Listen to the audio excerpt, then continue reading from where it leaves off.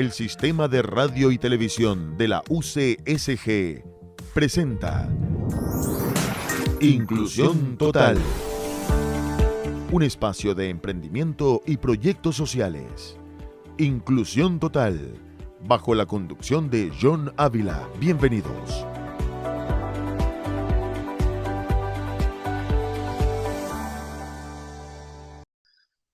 Muy buenas tardes, amigos oyentes. Les saluda John Ávila en el programa Inclusión Total, un programa dedicado a fortalecer el emprendimiento de las personas con discapacidad. Nos escucha todos los días lunes a partir de las 5 de la tarde por su dial 1190 AM y por la red social de Facebook de la radio, UCSG Radio. Los días jueves los subimos a nuestro canal en YouTube y Spotify en Inclusión Total. Quiero agradecer a Telconet Latam por auspiciar este programa y por permitir que haya un poco más de, se pueda llegar a las personas con discapacidad con nuestros servicios. Bien, hoy nos acompaña el abogado Gastón Correa. Él es docente de la Universidad de Guayaquil. Nos va a contar un poco su experticia en el tema de lo que es la vinculación con la comunidad de la Universidad de Guayaquil. Pero antes queríamos saludarlo. Gastón, ¿cómo estás? Muy buenas tardes. ¿Cómo estás, Gastón? Antes de ingresar al tema de la vinculación con la comunidad de la Universidad de Guayaquil, quiero que nos comentes un poquito de ti, un poquito de tu vida. Cuéntanos, por ejemplo, ¿en qué colegios estudiaste, Gastón? En mis 6 años, en esa época, pues de primer año de secundaria hasta sexto año, Colegio Naval Militar, recibíamos como parte de los temas académicos, recibíamos instrucción militar y bastante deporte también, así que ahí desarrollé toda mi época de escuela. Antes de eso estuve en el Colegio Abdón Calderón, ahí en la ciudad de la Kennedy. Gastón, bueno, y estudiaste en el Liceo Naval. ¿Y qué especialización estuviste en el Liceo Naval? Yo tuve la idea al inicio de seguir la carrera militar, la carrera naval, pero cosas en la vida, me diagnosticaron pie aguado después de ir a la Escuela Superior Naval. Entonces ya un poquito dejé esa idea de seguir la carrera militar y me incliné más por el área social, así que justo cuando hubo cambio de tercer año a cuarto, se volvió a habilitar la especialización de filosóficos sociales que se había cerrado hace bastantes años en el Liceo Naval. Solamente existía químico biológico y físico matemático.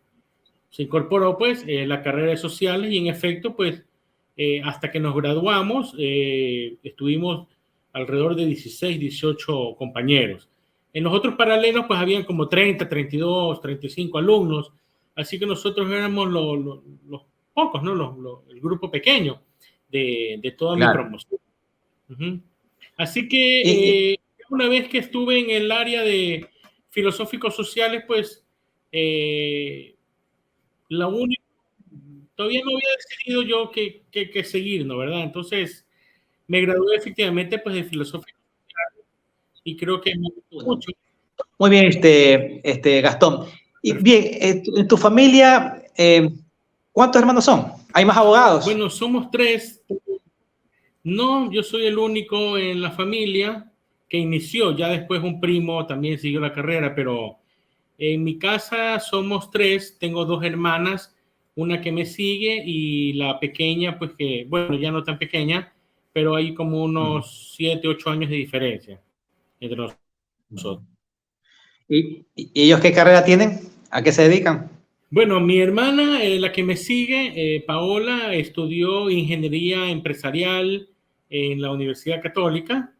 Y mi otra hermana, bueno, ella viajó a los Estados Unidos y se radicó allá, así que no siguió realmente una carrera universitaria. Hizo unos cursos de administración, pero no siguió una carrera universitaria como tal.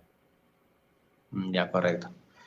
¿Y cómo así decidiste, una vez que ya te graduaste en el Liceo Naval, en la especialización de filosóficos sociales, que no sé si todavía exista, ¿Cómo así decidiste estudiar leyes? Bueno, fue algo, creo que fue algo que pasó, como cosas que suceden en la vida, que uno no se las espera. Tuve la oportunidad en las vacaciones de quinto a sexto año realizar unas pasantías en la Corte de Justicia. Recuerdo que en esa época era presidente de la Corte Provincial, el doctor Javier Zavala Egas. Y tuve la oportunidad de hacer unas prácticas, unas pasantías que justamente se le dio la oportunidad a los alumnos de sociales y bueno, pensando en que de pronto les podía interesar la carrera de Derecho, un amigo del curso y yo fuimos a hacer esas prácticas. Fue más o menos como de 3 semanas o un mes, algo así. Entonces, ya después también tuve la oportunidad de ir de oyente a la Universidad Católica, a la Facultad de Jurisprudencia, a la Escuela de Derecho, asistir de oyente al preuniversitario, antes de graduarme del colegio, del Liceo Naval. Y yo creo que eso fue lo que me terminó de enamorar, por decirlo de una manera, de la carrera, la historia del derecho, el derecho romano, el latín, los latinismos, muy, muy draconianos a veces en ciertas expresiones, como por ejemplo, delenda et Cartago, destruida debe ser Cartago, que nos enseñaban en la universidad, la historia de las guerras púnicas, todo ese tipo de cosas que viví en el preuniversitario realmente me encantaron, me gustaron y me hicieron decidir que iba a tomar esa carrera. En efecto, pues al año siguiente ingresé a la escuela de Derecho y por situaciones que pasan en la vida, pues me dediqué más a trabajar, descuidé un poco los estudios, así que, bueno, pues mi padre siempre atrás de que yo culmine mi carrera y que no deje las cosas importantes. Así que continué mis estudios en la Universidad de Guayaquil, tenían un horario un poco más flexible, así que los últimos 2 años los terminé en la Universidad de Guayaquil, me gradué en la Universidad de Guayaquil y continué con mi carrera, continué ejerciéndola a pesar de que ya yo aproximadamente desde 1997 yo ya había comenzado, digamos que una práctica legal como asistente legal. Entonces, participé en algunas instituciones, compañías, trabajé y eso me fue, pues, fue acumulando en mí una experiencia que me permitió, pues, acceder a otros puestos de trabajo, comprender mejor el derecho, toda la dinámica que existe. Claro que han variado, han cambiado muchas cosas, ¿no? ¿Verdad? En esa época, por ejemplo, no había derecho ambiental. Ahora ya es toda una maestría. Allá lo máximo que había era derecho agrario. Pero bueno. Bien, Gastón, para ir concluyendo este primer bloque, cuéntanos un poquito, ya te casaste, ¿cuál es tu núcleo familiar? ¿Cuántos hijos tienes? Bueno, sí, me casé hace relativamente pocos años, tengo 11 años de haberme casado, tengo un bebé de 8 años, varón, y esa es mi familia, mi núcleo principal, mi familia, mis padres, mis hermanas, pues viven fuera del país, primas, tías también, primos, tíos, viven fuera del país, muchos viven fuera del país, casi un poco más de la mitad de toda mi familia. Tuvieron la oportunidad, se fueron por problemas del país a raíz de inicios del año 2000, pero bueno, es la historia de muchas familias, ¿no? En el Ecuador. Pero nos va bien, estamos contentos, siempre conectados, y con estos dispositivos que uno los tiene, pues realmente en la palma de la mano, pues se puede comunicar inmediatamente uno, ¿no? Así es. Y como pregunta final, yo sé que y bueno, yo estuve casado con una docente y el tiempo que, porque entre comillas son 8 horas, pero en realidad son más de 8 horas, son a veces 10 horas, a veces también tiene que llevar trabajo a la casa, en fin. El tiempo de una persona, un docente, es muy arduo. ¿Cómo haces para compaginar el tiempo de docencia, familia y también tu profesión? ¿Cómo te las arreglas? Bien, trato de ser lo más eficiente posible, de terminar mis tareas, mis actividades dentro del ámbito horario de labores, pero me siento bien trabajando en la noche, en la paz, en la tranquilidad de la noche, ya cuando no hay ruido, me siento tranquilo y a veces estoy 9, 10, 11 de la noche trabajando. Si es que me quedó algo por concluir, pues en ese horario creo que también lo utilizo mucho, ¿no? ¿Verdad? Entonces, pero de ahí es verdad, hay que complementar un poco la vida familiar con la vida de trabajo y ser muy estricto, ¿no? Ser muy estricto en las cosas que uno tiene que hacer, enfocarse en los temas diarios en su jornada laboral. En el caso de una universidad que doy clases, bueno, doy clases en la noche, pero uno tiene que un poquito organizarse, ¿no? ¿Verdad? Entonces, a veces hay más trabajo, más carga laboral que cumplir, pero bueno, siempre hay algún espacio pequeño como para poder optimizar los recursos que uno tiene, ¿no? Y el tiempo sobre todo. Así es, Gastón. Muy bien. Tenemos que ir a nuestro primer corte comercial y al regresar ya venimos con el tema de la vinculación con la comunidad a través del estudio jurídico de la Universidad de Guayaquil. Regresamos en un momento, Gastón.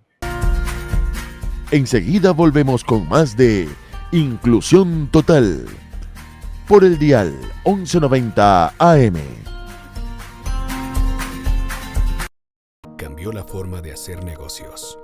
Cambió la forma de aprender, la forma de cuidarnos.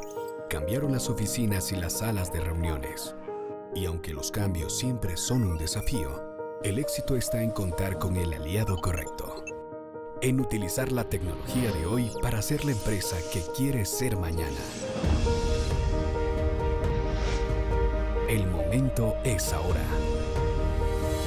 Telconet Latam. Usted está en sintonía de Inclusión Total por el dial 1190 AM. Regresamos al segundo bloque de Inclusión Total, un programa dedicado a fortalecer el emprendimiento de las personas con discapacidad. Nos escuchan todos los días lunes a partir de las 5 de la tarde por su dial 1190 AM y por la red social de Facebook de la radio, UCSG Radio en Facebook. Los días jueves los subimos a nuestros canales en YouTube y Spotify, Inclusión Total. Nos está acompañando la tarde de hoy el abogado Gastón Correa, el profesional abogado, que trabaja como docente y también tiene la actividad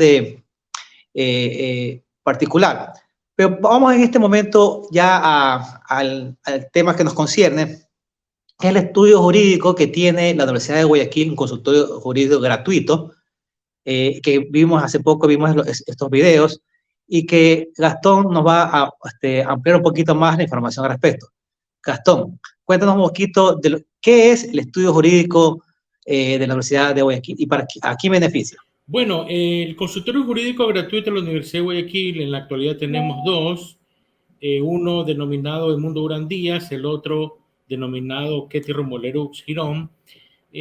Nacen a raíz de una obligación legal que se crea en la ley orgánica de la función judicial. Esa ley orgánica determina que debe existir como contraparte de lo que la universidad cumple con una función social, debe de existir estos consultorios jurídicos que son un aporte a la comunidad. Por eso son consultorios jurídicos gratuitos. Apoyan a la comunidad, a las personas de escasos recursos, ese es el parámetro general, tienen acceso a acudir a estos consultorios jurídicos y tener el patrocinio gratuito o la asesoría legal gratuita en muchas materias, temas de familia, temas de inquilinato, temas civiles, primordialmente, temas también de índole penal y cualquier otro tema que pudiese ser importante en cuanto a los derechos, la defensa judicial de un usuario, ¿no? Entonces, estos consultorios jurídicos y a lo largo de toda la nación, todas las universidades que tengan facultades de jurisprudencia o escuelas de derecho tienen la obligación legal de tener habilitado un consultorio jurídico gratuito. En caso de no tenerlo habilitado, técnicamente la carrera deja de funcionar porque es una prescripción de ley. Entonces, Correcto. nosotros contamos con un órgano rector, que es la Defensoría Pública del Ecuador, que regula el funcionamiento de estos consultorios jurídicos gratuitos. Es más, nosotros tenemos que mensualmente entregar informes de los usuarios que hemos atendido en asesorías, también usuarios que hemos atendido en patrocinios. Por ejemplo, una madre soltera viene al estudio jurídico y desea plantear una demanda de alimentos contra su conviviente, ¿no? ¿Verdad? O ex conviviente, o ex cónyuge. Entonces nosotros pues patrocinamos el reclamo de alimentos, en este caso en sede judicial. Pudiese ser de pronto un reclamo también de índole administrativo. Por ejemplo, CNT me está cobrando por una deuda en la cual yo no he solicitado un servicio público como es el de telefonía. Entonces se plantea el reclamo en instancia administrativa. Nosotros tenemos capacidad de patrocinar, de auspiciar, de defender los derechos, en este caso de usuarios, ¿no? Hay una ley orgánica de defensa de los derechos del consumidor, pues nosotros podemos aplicar todos los instrumentos legales que tengamos a bien para defender a los usuarios. Pero básicamente el consultorio jurídico existe como una necesidad y una obligación legal, en este caso, de brindar asistencia legal a personas de escasos recursos. Originalmente esa obligación corresponde a la Defensoría Pública, pero la Defensoría Pública ha creado una red nacional de defensa complementaria que se lo desarrolla a través de los consultorios jurídicos gratuitos. Ahora, Gastón, este consultorio esta asesoría es brindada por estudiantes en ejercicio o graduados. Bien, por parámetros de calidad, de eficiencia, únicamente son asesores jurídicos los abogados. Los alumnos que están en los consultorios jurídicos, en algunos, porque hay universidades que no tienen o no dan la posibilidad de que se realicen prácticas preprofesionales en los propios consultorios jurídicos. Nosotros sí, como Universidad de Guayaquil, en el caso de jurisprudencia, pero los alumnos tienen un componente de ayuda, de colaboración, ¿no? ¿Verdad?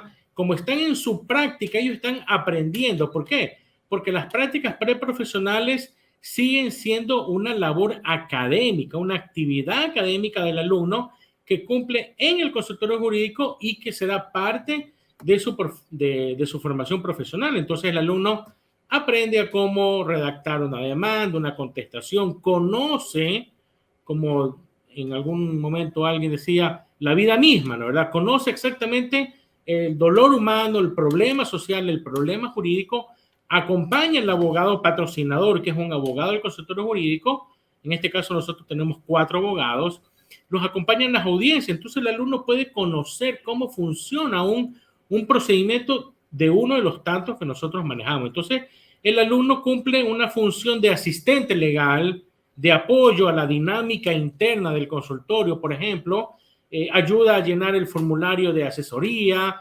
formulario de petición de patrocinio, entre otros documentos, ¿no? Porque igual nosotros tenemos que armar una carpeta, un expediente con el caso, con el proceso. Entonces, copias de cédula, nombramiento, certificado de votación, de nacimiento, etcétera, etcétera. Dependiendo de la temática, pues habrá uno u otro documento adicional que se requiera, ¿no? ¿Verdad? Para poder tener el patrocinio. En el caso de que mañana no estemos en el consultorio y vengan otros servidores, pues van a tener a la mano toda la información porque la carpeta no va a dejar de existir, ¿no? Por más que el proceso concluya, será nuestro registro, nuestro archivo histórico de lo que pasó, ¿no? ¿Verdad? Entonces, esa es la labor que cumple el alumno. Correcto. Ahora, para comprender bien y de repente clarificar nuestra audiencia en términos sencillos, o sea, el consultorio, o sea, quien firma y quien defiende es un abogado que puede firmar y defenderlo en los juzgados. Pero quien hace el tema de ayudante o de papeleo son los estudiantes que les sirve como práctica. ¿Es correcto? Los estudiantes en compañía con el abogado, porque el abogado los va orientando, pues, ¿no? Entonces, claro, dice, elabórame la demanda, redáctale, la chequeamos, no, arréglale esto, cámbialo de aquí, hay un error acá. Entonces, Eso forma parte de la dinámica de la práctica misma. Claro. Y Pero siempre los usuarios van a estar asistidos por un abogado. Nunca van a estar solos los usuarios con los alumnos, porque por un parámetro de calidad y de servicio es el abogado el responsable de la asesoría, de la orientación y la recomendación que puede darle en un momento dado a un usuario. El usuario elige, ¿no? Él es el que decide qué hacer, el abogado no decide. El abogado orienta, asesora, y el usuario es el que queda con la facultad de decidir por dónde se va, ¿no? ¿A qué camino seguir? Bien, ahora, estas asesorías son gratuitas para el público en general, la gente de escasos recursos económicos, las personas con discapacidad, me imagino también, pero ¿hay algún tipo de costo, hay algún tipo de tasa o algo que haya que cancelar? Me imagino que dependiendo de cada caso, de cada circunstancia, pero ¿hay algún tipo de tasas que, sea como sea, hay que cancelarlas? Bueno, el servicio como tal es gratuito. Nosotros no le requerimos nada al usuario.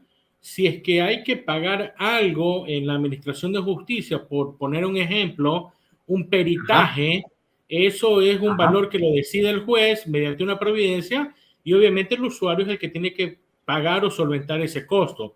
En lo que a nosotros respecta, no hay ningún costo que solventar, salvo gastos, por ejemplo, de movilización, que son gastos regulares que se pueden dar. El usuario mismo se encarga de solventar algún gasto de movilización o de copias del proceso. Si se requiere alguna copia certificada, se le indica al usuario que vaya a una notaría del cantón, obtenga una copia certificada de sus documentos. Nosotros no recomendamos ni direccionamos, lo único que hacemos es decirle, se requiere copia certificada del certificado de nacimiento, por poner un ejemplo, o se requiere copia certificada de tal, y el usuario verá dónde la consigue y nos trae el documento. Nosotros no recibimos dinero porque no estamos facultados a recibir ni un solo centavo de los usuarios por producto de la asesoría o la asistencia que nosotros brindamos. El servicio es totalmente gratuito. Ahora, en la parte ya del usuario, al hacer esto un tema de obligación de parte de las universidades, porque no solamente me imagino que lo hace la Universidad de Guayaquil, sino que también el Espíritu Santo, también la Católica, también la Ecotec, o sea, todas las universidades que tengan una facultad de Derecho están obligadas a tener este tipo de consultorios. Por lo tanto, me imagino que en este momento la oferta, o por lo menos los abogados en ejercicio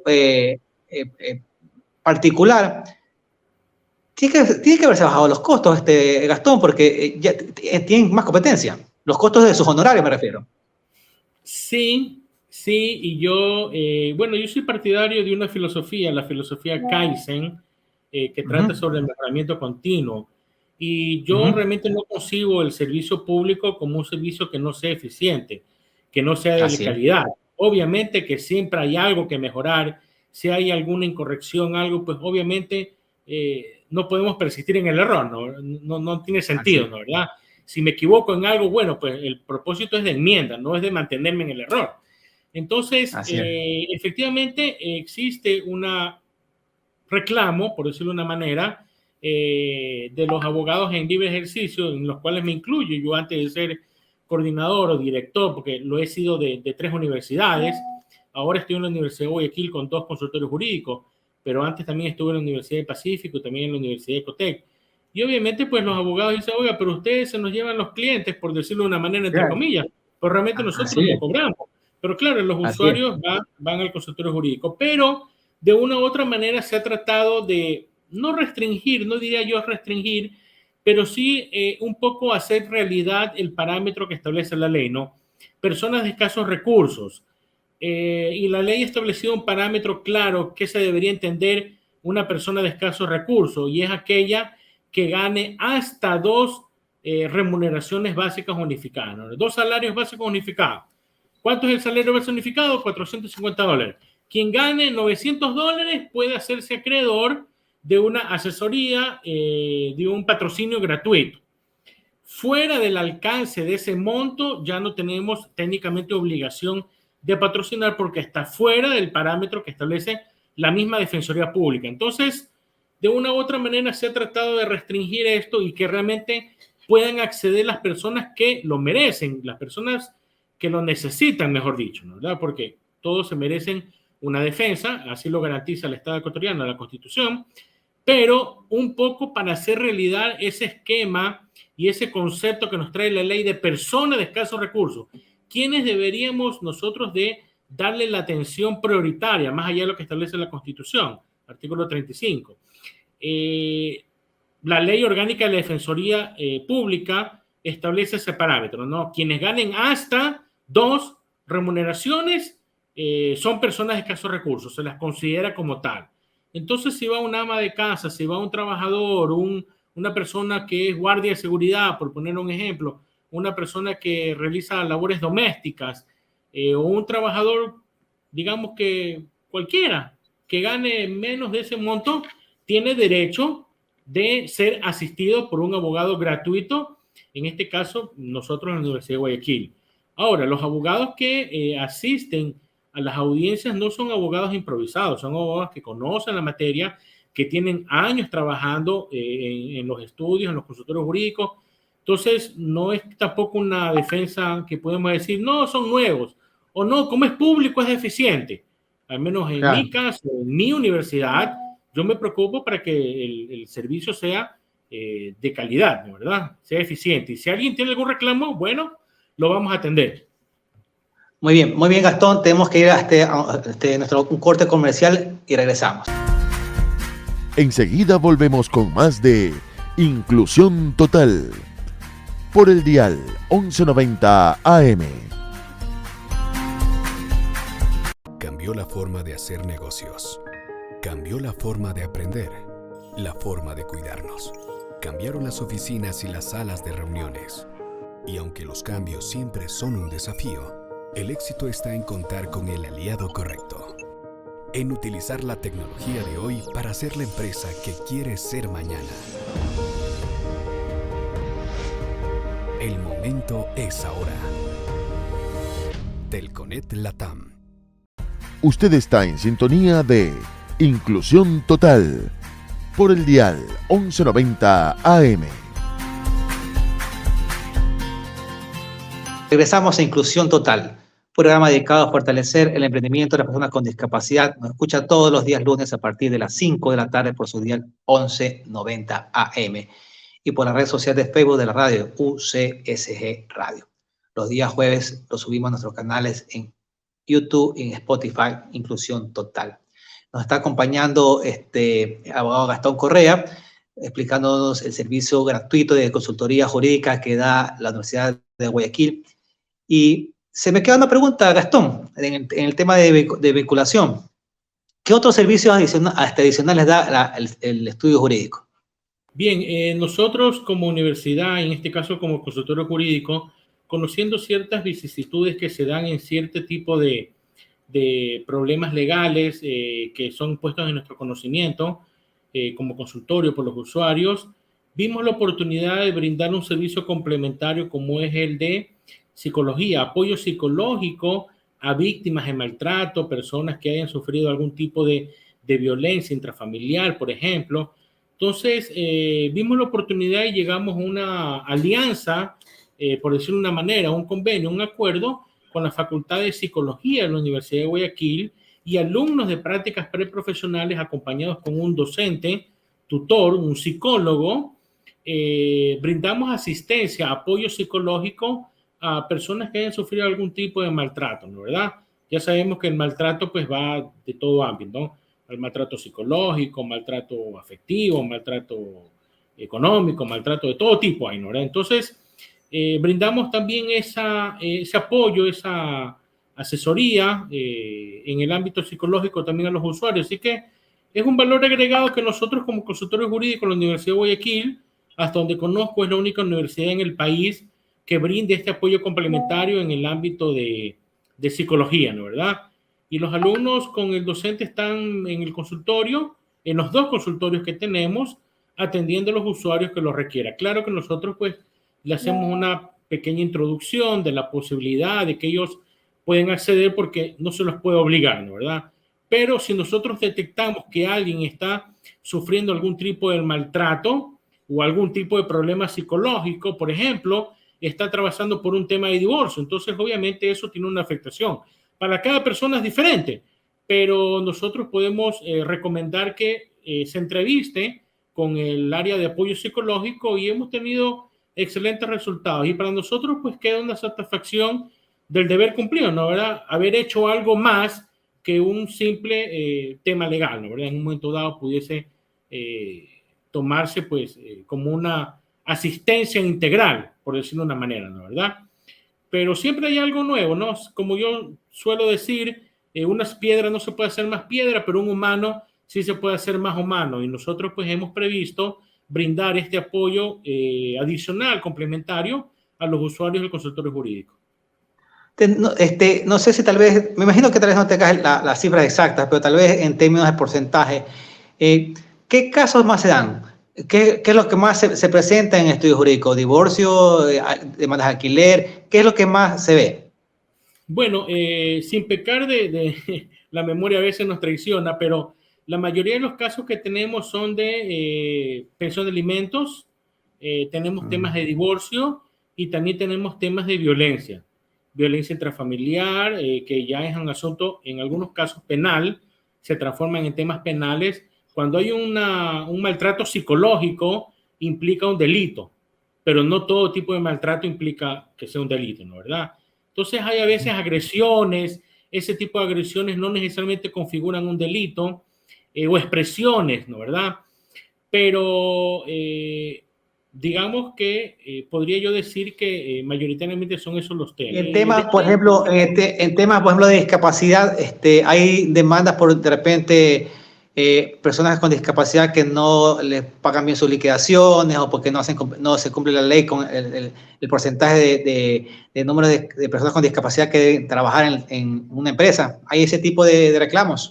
No recuerdo si hemos tenido algún reclamo de ese tipo, pero obviamente nosotros atendemos también personas con discapacidad y obviamente son, según la Constitución, personas de atención prioritaria, ¿no? Entonces, por poner un ejemplo, si tengo a 5 o 6 personas en la sala de espera y viene una persona con discapacidad, esa persona se la atiende primero, ¿no? ¿Verdad?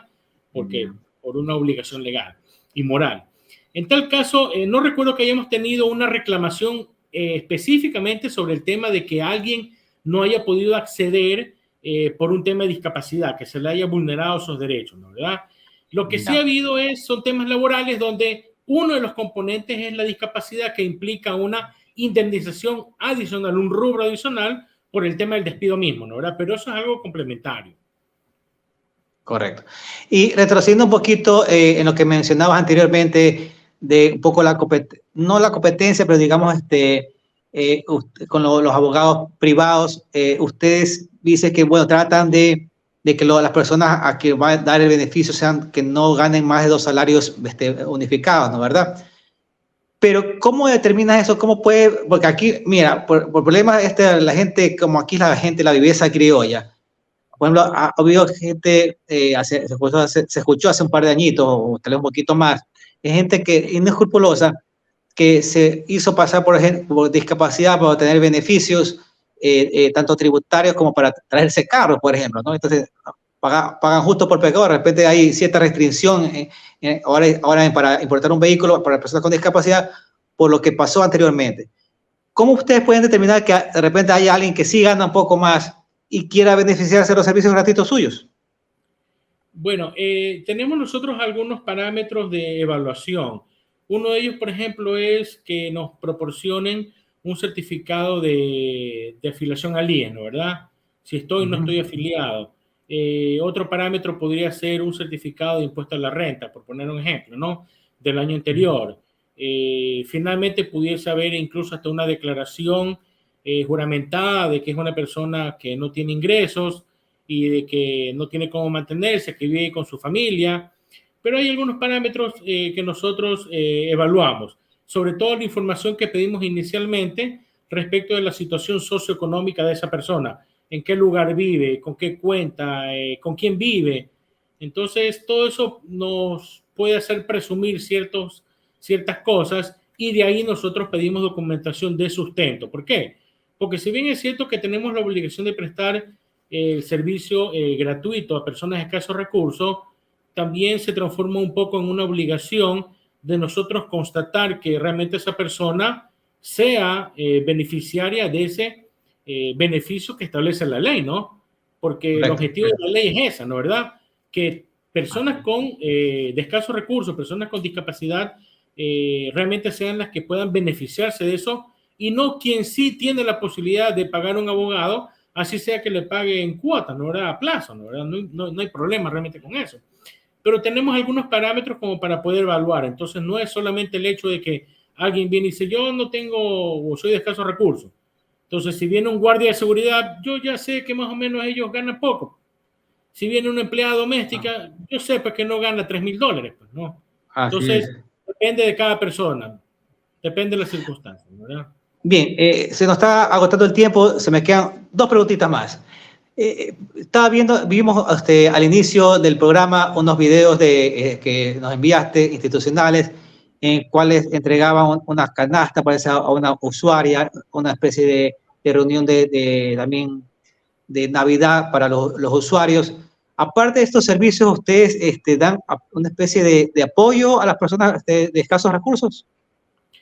Bueno, no es una obligación, no está Claro, dentro de nuestro esquema, dentro de nuestras actividades oficiales, por decirlo de una manera, pero fue una iniciativa de alumnos de prácticas preprofesionales, fue una iniciativa de ellos, y bueno, se recaudó una cuota, alumnos realizaron algunas donaciones, algunos aportes, se logró armar una donación a personas del sector. Nosotros estamos en pleno centro de Guayaquil, Luque y Pedro Carbo, entonces hay muchas personas en la calle pidiendo alimentos, pidiendo dádivas, ¿no? ¿Verdad? Dinero. Entonces, fue realmente una iniciativa de los alumnos, pues, y nosotros, pues, logramos canalizarla. Entonces, tenemos, pues, esas evidencias como algo complementario, una labor que se desarrolló como una especie de integración. Muy bien, Gastón, para finalizar, una costumbre de este programa es de que nos des el invitado un mensaje positivo a la comunidad. Nosotros diariamente vemos en las noticias tantas temas de corrupción, de asesinatos, tantas malas noticias, ni siquiera noticias, no, tantas malas noticias que abruma. Entonces, es refrescante de repente que se vea lo positivo que se está haciendo y dar un mensaje de ese tipo a la comunidad. ¿Qué nos dirías? Bueno, yo podría rescatar el hecho de que siempre hay algo bueno que nosotros podemos ofrecer. En este caso, desde el sector público, desde el consultorio jurídico, pues son todos bienvenidos, y de una u otra manera nosotros brindamos un apoyo social. Cumplimos con una función social como Universidad de Guayaquil, como consultorio jurídico, y eso nos compromete más. El hecho de poder ver a una persona que soluciona su problema, para nosotros es de gran satisfacción, ¿no? ¿Verdad? Más allá de nuestras propias actividades que cumplimos, de nuestra justa remuneración, el componente del valor humano, como yo hace un momento lo comenté, una piedra no se puede hacer más piedra, pero un humano sí se puede hacer más humano. Entonces, creo yo que podemos nosotros invertir un poco en nuestra comunidad, ¿no? ¿Verdad? Y creo que esta es una forma de hacer realidad esa visión social de apoyo y de comunidad, ¿no? De vivir en comunidad. Pero bueno, en tal caso creo yo que la esperanza nunca se pierde, y debería ser lo último que nosotros debamos resignarnos, ¿no? Que ya no hay nada más que hacer. Y el último que apague la luz, por ponerle un ejemplo, ¿no?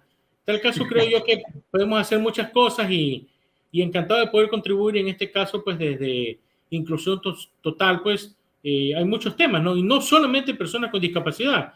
A veces la gente cree que inclusión es solamente el hecho de involucrar a alguien, y no, hay muchos temas que están atrás de la inclusión. Nosotros hacemos inclusión, y no solamente por el lado de tener una rampa con discapacidad para personas con problemas de movilidad.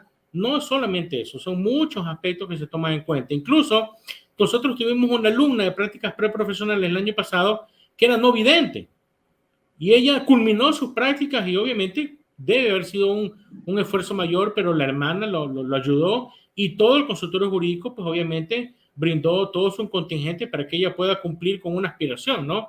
Graduarse abogada y realizar sus prácticas en el consultorio. Pero es una persona no vidente. Y también en la corte hay un juez que es no vidente.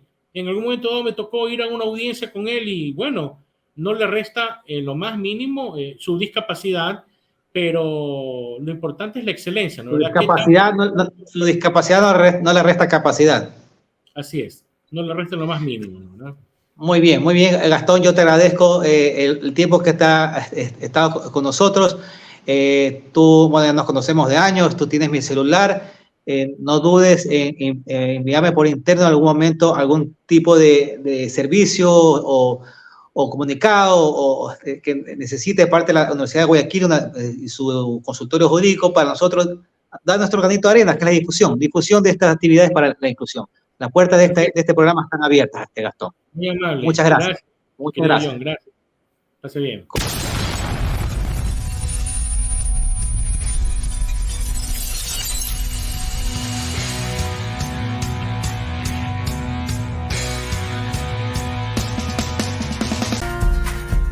Enseguida volvemos con más de Inclusión Total por el dial 1190 AM.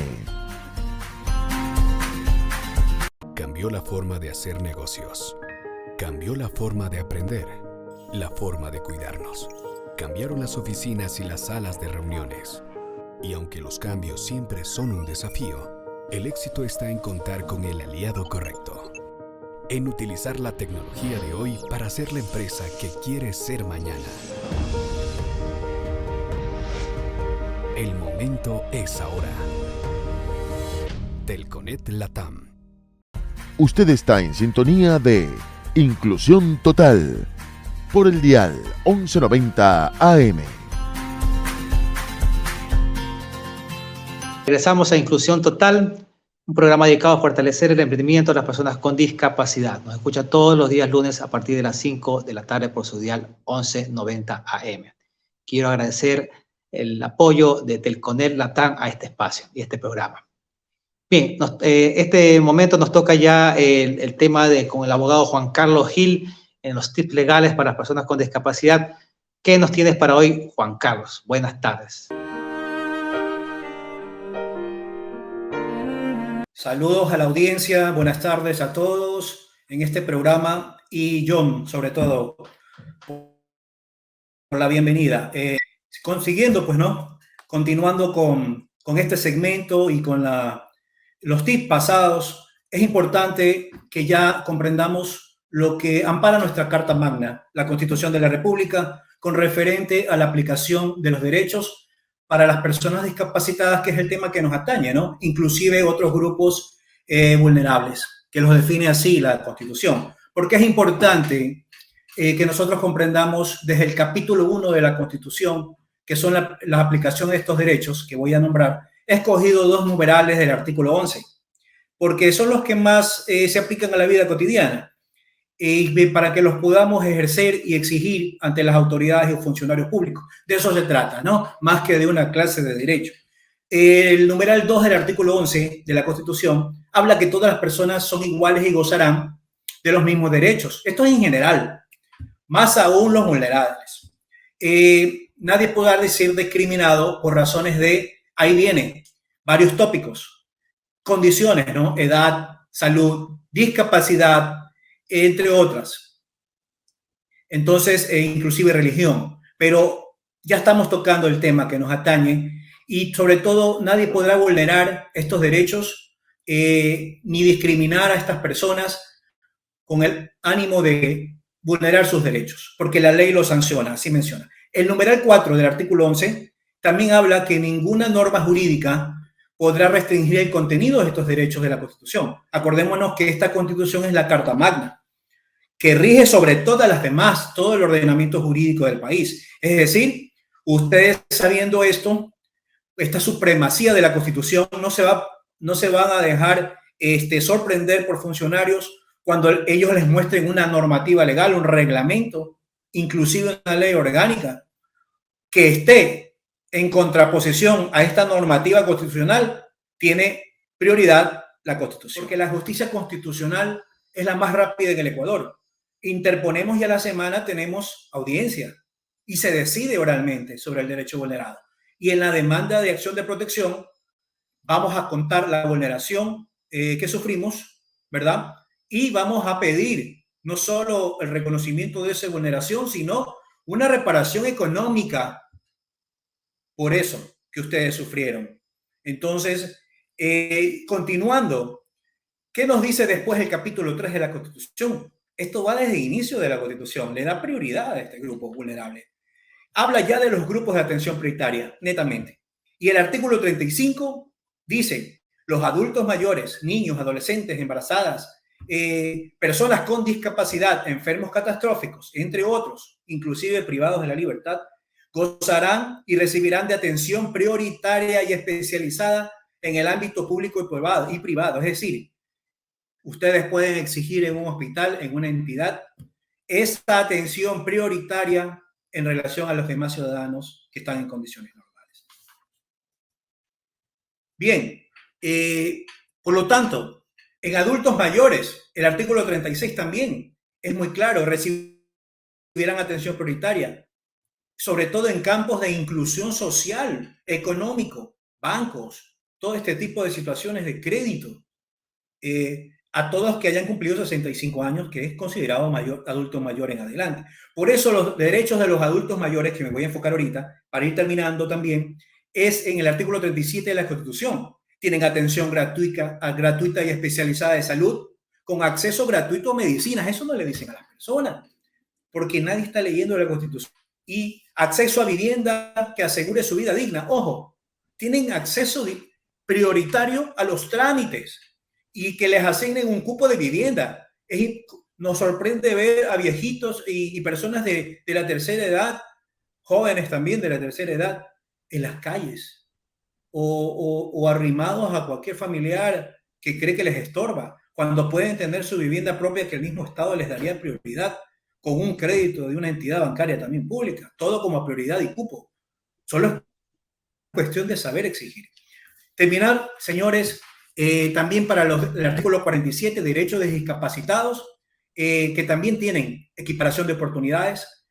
El Estado rige políticas de prevención para las discapacidades, integración social en todos los ámbitos, deporte, laboral, y también atención en entidades públicas y privadas, provisión de medicamentos de forma gratuita, señores, para los discapacitados también, sobre todo los que requieran medicinas de por vida, rehabilitación integral. Sabemos lo que cuesta eso afuera, tenemos la herramienta constitucional y solo toca pedirlo.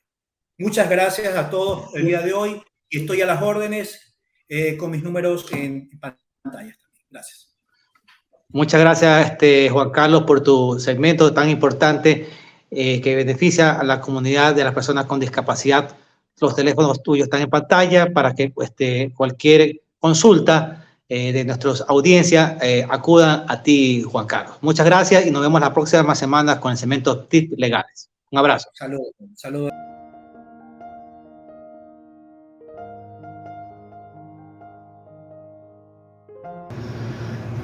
¿Cómo están, amigos? Saludos para todos. Mando un cordial abrazo aquí desde mi trinchera para hablar un poco más sobre deporte adaptado. Esta vez nos vamos con atletismo. Atletismo es la disciplina que tiene mucho más deportistas, la disciplina que tiene mayor número de deportistas. En muchas clasificaciones también comprende visuales, físicos, intelectuales, pero tiene mucha complejidad también en el tema de su clasificación. Bueno, un abrazo cordial y empezamos con la disciplina más numerosa del programa paralímpico. La disciplina con varias modalidades, los eventos de pista con distancia entre 100 y a 10.000 metros, los concursos con saltos y lanzamientos también compiten en maratones. Estas maratones son celebradas en las calles, pues, ¿no? Claro, no solamente dentro de un estadio. Y algunos atletas también compiten muchos en sillas de ruedas. Que estas personas que compiten en sillas de ruedas, también hay algunas modalidades de sillas de ruedas. Las sillas olímpicas, sillas convencionales o cualquier otro tipo de sillas de tijeras también bueno, ha crecido mucho el tema de deporte e inclusión también.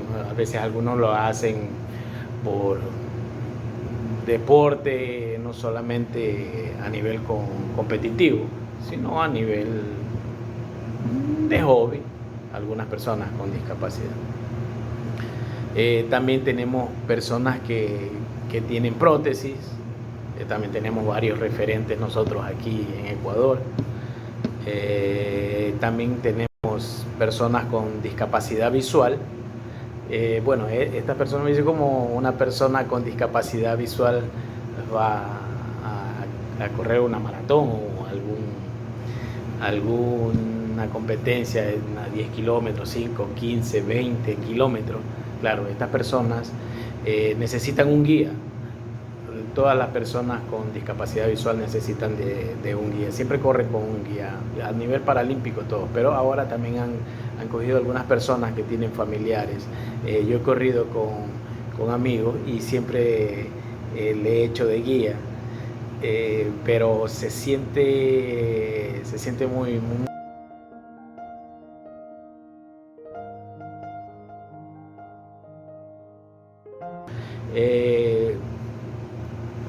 cada participante tiene una categoría de 2 dígitos.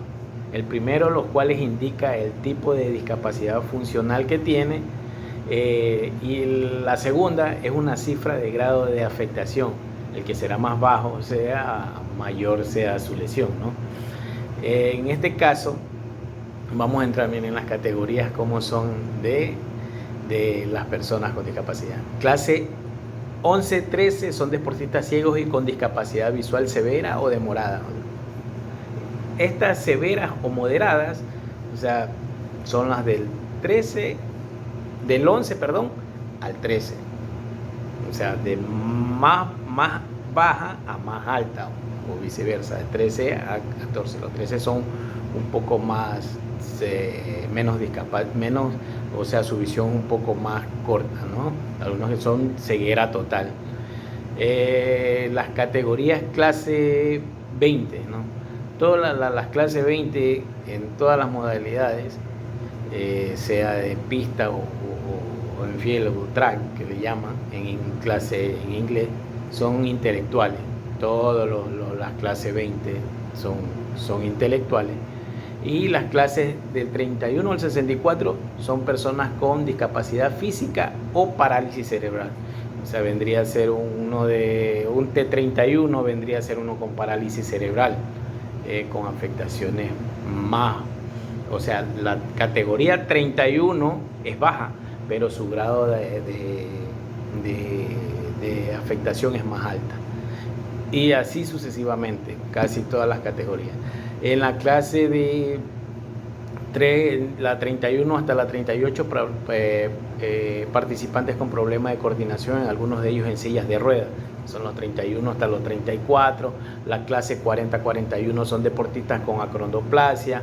Las clases 42 hasta el 44, atletas con afectación en las extremidades inferiores que compiten sin prótesis. Y los 45 al 47 son atletas con afectaciones en las extremidades superiores. Las clases de 51 al 57 comprenden corredores en sillas de ruedas o lanzadores que compiten sentados. Estos compiten en lanzamiento de balas, jabalina o las sillas de ruedas. Las clases 61-67 son atletas con afectaciones en extremidades superiores que compiten con prótesis. Unos corredores corren con prótesis en cada maratón. En todo. Una T o una F delante del número, eso indica que el deportista compite en eventos de pista. Los T en pista y los F son de field, que son de campo. Bueno, y así sucesivamente. El atletismo forma parte del programa paralímpico desde los primeros Juegos de Roma de 1960 y han generado algunas imágenes más memorables del deporte para personas con discapacidad. Hay muchas figuras legendarias de la talla de Louis Chauvet y Tanny Gray Thompson. Incalculable es hablar del tema, muy complejo el tema de discapacidad en temas deportivos, pero poco a poco vamos a que aprendan un poco de todas estas capacidades. Bueno, Nos veremos en el siguiente programa. Un abrazo desde mi trinchera y bendiciones para todos. Un abrazo. Chao. ¿Alguna vez te has preguntado por qué algunos emprendimientos tienen éxito mientras otros no? La respuesta puede estar en la aplicación de la neurociencia en el proceso de ventas. En los últimos años, la ciencia ha avanzado en el estudio del comportamiento humano y esto ha permitido que se desarrollen técnicas de venta mucho más efectivas. Hoy quiero hablarles sobre la importancia de la ciencia y las neuroventas aplicadas a los emprendimientos. En emprendimiento no es suficiente tener una buena idea, también es importante saber cómo venderla. Es por esto que se han estudiado diferentes metodologías y técnicas para mejorar las habilidades en el área de ventas. En el mundo actual, la ciencia está presente en todos los aspectos de nuestra vida, incluyendo los negocios. Por eso es importante entender cómo podemos aplicar los descubrimientos científicos en los emprendimientos. Un ejemplo de esto es la neurociencia, que nos ayuda a entender cómo funciona el cerebro humano y cómo podemos utilizar esta información para mejorar nuestras estrategias de venta. Las neuroventas son una disciplina que combina los conocimientos de la neurociencia con las técnicas de ventas. Su objetivo es entender cómo funciona el cerebro humano en el proceso de toma de decisiones y utilizar esta información para mejorar las estrategias de venta. Algunas técnicas de neuroventas incluyen la identificación de lo que se conoce como los puntos de dolor del cliente, la utilización de metáforas y la creación de experiencias sensoriales positivas. Ahora bien, ¿cómo podemos utilizar las neuroventas en un emprendimiento? En primer lugar, debemos conocer bien a nuestro público objetivo y entender sus necesidades y deseos. Luego podemos utilizar técnicas de neuroventas para crear una conexión emocional con nuestros clientes, presentar nuestro producto o servicio de forma atractiva y persuasiva y cerrar la venta de manera efectiva. Hoy en día los emprendimientos enfrentan una competencia feroz y necesitan utilizar todas las herramientas posibles para poder tener éxito. Las neuroventas ofrecen una ventaja competitiva importante al permitir a los emprendedores comprender mejor a sus clientes y diseñar estrategias más efectivas. Además, estas técnicas pueden ayudar a los emprendedores a superar las barreras y limitaciones que enfrentan, como la falta de recursos y diversos tipos de discapacidades.